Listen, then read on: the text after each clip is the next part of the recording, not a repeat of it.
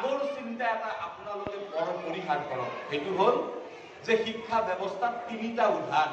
আমি সকলোৱে কওঁ শিক্ষা ব্যৱস্থাত তিনিটা উধান: শিক্ষক, ছাত্ৰ ছাত্ৰী আৰু অভিভাৱক। আধুনিক শিক্ষা ব্যৱস্থাত তিনিটা উধান নহয়, আধুনিক শিক্ষা ব্যৱস্থাত উধান হ'ল চাৰিটা, আৰু 4 নম্বৰ উধানটো হ'ল চৰকাৰ।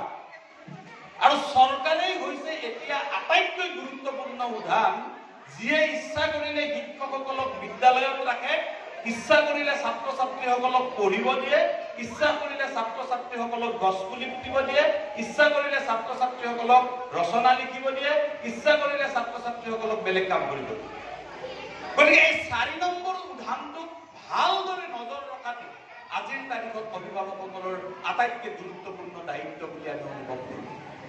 আমি আলোচনা কৰিছিলোঁ ভাত খাই থাকোঁতে যে প্ৰশিক্ষণবিলাকৰ জৰিয়তে আমাৰ ল'ৰা ছোৱালীবিলাকৰ পাঠদানটো কমি গৈছে, আমি সকলোৱে অনুভৱ কৰিছোঁ। কিন্তু কিমানজন অভিভাৱকে ইয়াৰ আপত্তি কৰিছে? মই অনুৰোধ কৰিছোঁ, ইয়াৰে প্ৰতিজন অভিভাৱকে অসমৰ মাননীয় শিক্ষামন্ত্ৰীলৈকে এখন চিঠি লিখক।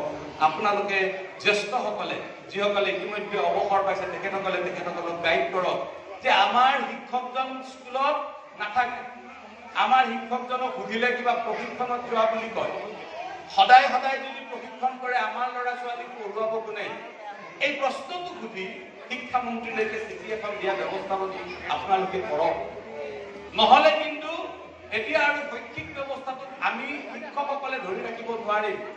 আপোনালোকে কেৱল এইজনমান অভিভাৱকে অকণমান সময় বিদ্যালয়ত দিলেই ৰাজহুৱা শিক্ষা ব্যৱস্থাটো ৰখি নাথাকিব।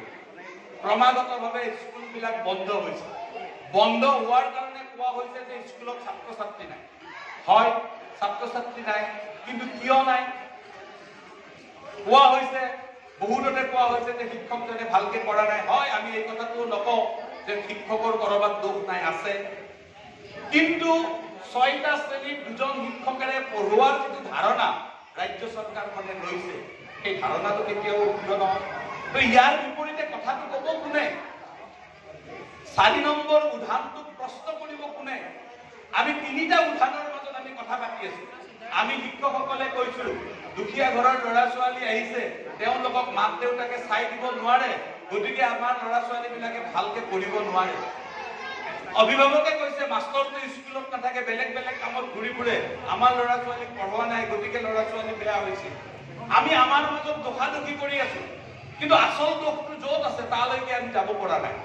গতিকে মই অনুৰোধ কৰিছো যে 4ৰ্থ উধানটো আমি প্ৰশ্ন সোধা আৰম্ভ কৰিব লাগে। আৰু আজিৰ তাৰিখত এই 4ৰ্থ উধানটোৱে হ'ল আটাইতকৈ গুৰুত্বপূৰ্ণ উধান। এতিয়া